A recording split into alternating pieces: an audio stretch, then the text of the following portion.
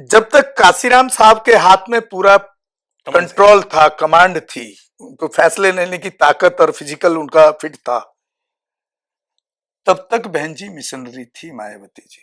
अच्छा।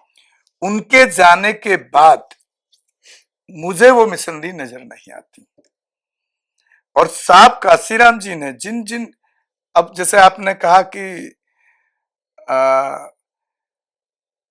जैसे ओबीसी समाज है, जनाधार कम क्यों हुआ, कहा उनका वोट 23%, फिर उससे कम हुआ, 21 हुआ, फिर 19 हुआ, फिर मतलब लगातार ग्राफ नीचे गिर रहा है। बिल्कुल हाँ। ठीक है, उसका कारण यहां पर जब हम बात करते हैं तो आई थिंक कुछ जाति की मानसिकता के लोग मायावती जी को भगवान मान बैठे।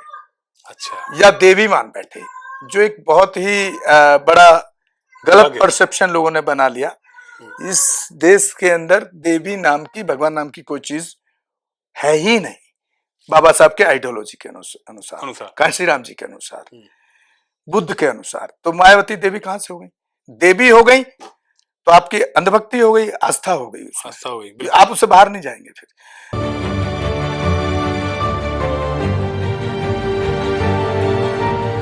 नमस्कार, मेरे साथ आज गौतम रत्ना जी हैं। इनसे हम जानेंगे कि जो उत्तर प्रदेश में खासकर जो राजनीति है, जहाँ से चंद्रशेखर अभी सांसद बन गए हैं और बसपा का अभी इस पर कोई सांसद जीत कर नहीं आ पाया, एक विधायक हैं वो भी भाजपा के ही सपोर्टर हैं, तो बसपा को और भीम आदमी जो आजाद समाज पार्टी है, उनको दोनों में क्या अंतर देख रहे हैं, रत्ना जी हम चर्चा करेंगे। गौतम जी, हाल साल में सर सबसे पहले जय भीम, जय भारत, जय संविधान।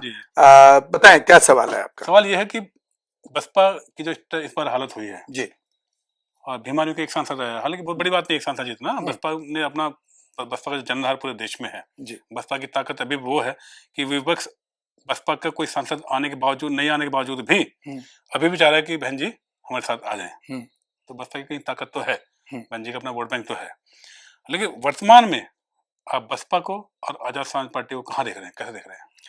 सर देखिए, पहले तो मैं आपकी इस बात से सहमत नहीं हूँ जो आपने कहा ना कि आज भी विपक्ष या दूसरी पार्टियां ये देख रही हैं कि बहन जी हमारे साथ आ जाएं। जी, अच्छा, इस बात से मैं सहमत नहीं। ठीक है, वो दौर अब बसपा का, मायावती जी का नहीं रहा। ठीक है, वो इसलिए नहीं रहा, अगर ऐसा होता तो जब इंडिया गठबंधन बन रहा था उसमें मायावती जी के साथ किसी का भी कोई मीटिंग नहीं तय हो पाया। इसका मतलब वो मायावती को पूछे ही नहीं। भाजपा ने भी नहीं पूछा। जब नहीं पूछा तो उन्होंने अपना स्टैंड क्लियर कर दिया कि भाई हम दोनों में से किसी के साथ नहीं जाएंगे। किसी पार्टी ने, आप बताइए कोई प्रेस कॉन्फ्रेंस, कोई प्रेस रिलीज किसी भी नेता की जिसने कहा हो कि आप हमारे गठबंधन में आप आ जाइए? कोई प्रेस रिलीज है तो बताइए मुझे। आप केवल अफवाहें उड़ी हैं। तो लगता है आप मायावती जी के समर्थक हैं शायद। नहीं ऐसा नहीं, मैं तो जनरल पूछ रहा हूं आपसे। नहीं, लेकिन तो आपके इस बात में दम ही नहीं है, बिल्कुल नहीं है। तो ये सब अफवाहें थी? बिल्कुल अफवाहें। और वो क्यों हुआ उसकी बात कीजिए आप। हाँ, क्यों हुआ? चलिए। वो इसलिए हुआ,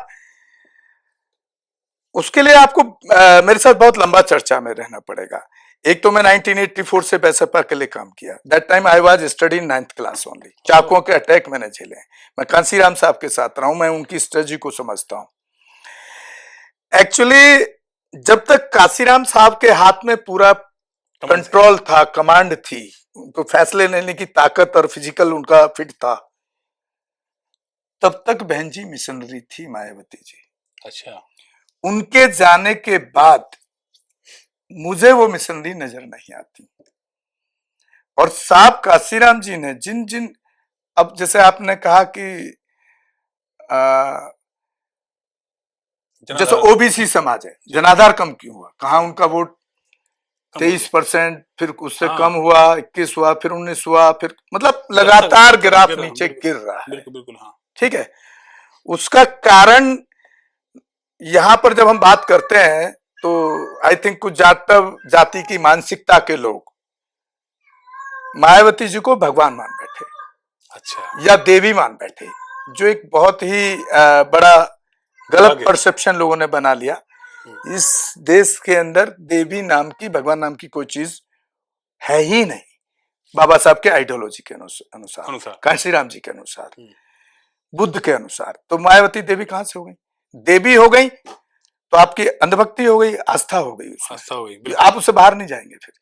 तो एक पर्टिकुलर एक जाटव जाति ने ये बना लिया। मैं भी उसी में पैदा हुआ हूं, लेकिन मैंने 99 में बाबा साहब के रास्ते पे चल के बौद्ध धर्म की दीक्षा ले ली। कांसीराम साहब ने खाली, कांसीराम साहब भी चमार जाति से आते थे, रैदासी भगत जो चमार जाति होती है पंजाब में, लेकिन उन्होंने सिर्फ अपनी जाति के लोगों को इकट्ठा करने का काम नहीं किया। आप उनका इतिहास देखिए। अगर वो मुलायम सिंह यादव को ये मनाने में तैयार हुए, मुलायम सिंह यादव पहले से भी नेता थे, कांसीराम जी ने उनको बड़ा बनाया, बड़ा कर दिया, मुख्यमंत्री बनाया, कोलैबोरेशन किया, उनको एक आइडियोलॉजी दी, उनको थॉट्स दिए, उसके फायदे गिनाए। तो वो, और ऐसे जंग बहादुर पटेल, आर.के. चौधरी, कितने सारे ऐसे नाम गिना सकता हूं मैं जिनको मैंने करीब से देखा है, दिलीप मेंढे साहब, बहुत सारे ऐसे साथी हैं मेरे टाइम के जी। तो उन्होंने क्या सबको इधर ला करके खड़ा कर दिया और सबको एक स्ट्रेटजी बना दी। उसको मायावती जी ने खत्म करने का काम किया।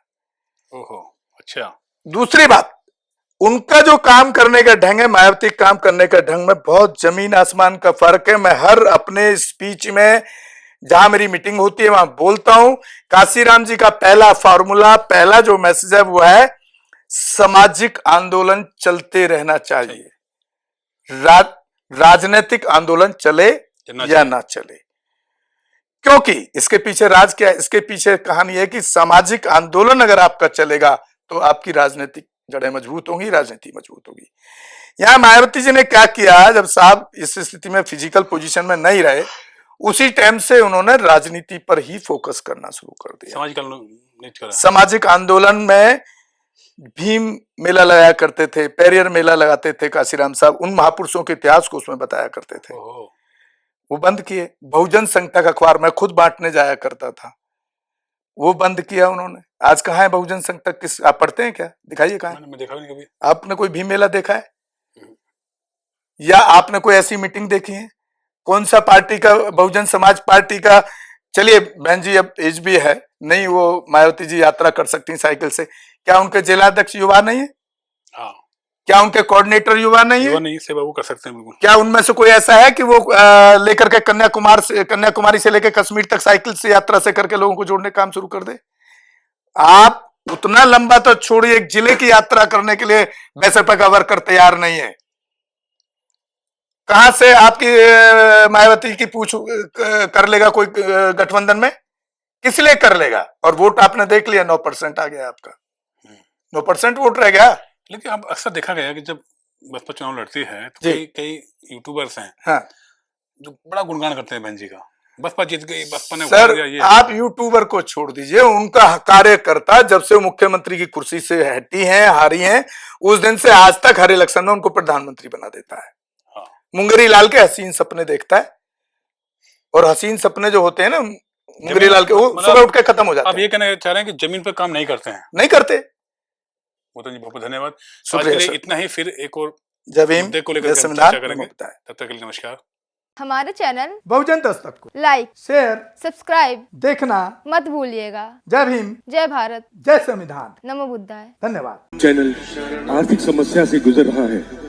अगर आप बहुजन समाज में बाबा साहेब अम्बेडकर और तथागत बुद्ध की विचारधारा को अधिक से अधिक लोगों तक पहुंचाना चाहते हैं तो हमें आर्थिक सहयोग प्रदान करें, ताकि हम अपने चैनल के माध्यम से देश विदेश में समता, बंधुता, एकता और संवैधानिक अधिकारों को ज्यादा से ज्यादा लोगों तक पहुंचा सकें। आप अपनी सहायता राशि नीचे लिखे खाते में जमा करा सकते हैं। खाता धारक गौतम रत्ना, खाता संख्या 3169576865 IFSC कोड SBIN 0060336, बैंक भारतीय स्टेट बैंक। आप हमारे बैंक खाते का विवरण स्क्रीन पर भी देख सकते हैं। जय भीम, जय भीम। मैं गौतम रत्ना आपका बहुजन फिल्म प्रोडक्शन में स्वागत करता हूं, और आप हमारे प्रोडक्शन हाउस के अंदर अपना कैरियर बना सकते हैं as a film director, as a producer and actor and actress and editor and cinematographer also. अगर आपको फिल्म से रिलेटेड कुछ भी प्रोजेक्ट आपको बनवाना है तो हमारे पास में पूरा सेटअप है, जिसमें फिल्म कैमरा है, शूटिंग लाइट्स है और एडिटिंग है। सारा A to Z एक ही जगह पर आपको हमारे यहाँ पर मिल जाएगा। तो दोस्तों आप हमें कांटेक्ट कर सकते हैं हमारे नंबर्स पर 9810085714 और 8510005714। हमारे वेबसाइट पे विजिट कर सकते हैं www.filmserviceindia.com और हमें मेल भी कर सकते हैं gautamfilmsproduction@gmail.com पर। धन्यवाद।